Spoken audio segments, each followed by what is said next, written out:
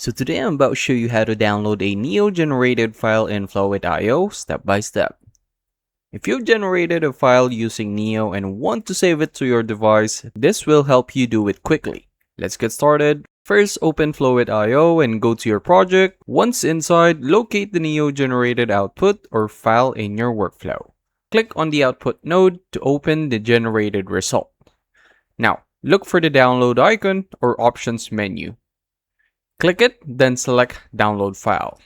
The file will now be saved directly to your device. And for alternatives, if you don't see a download button, open the file preview, look for Export or Save option, or right-click and choose Save as Desktop.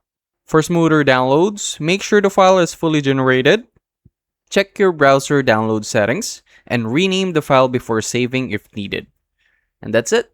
That's how to download a Neo-generated file in Flowith.io. If this helped you out, make sure to like, subscribe for more quick tutorials, and comment down below what other topic you want me to break down next. I'll see you on the next one.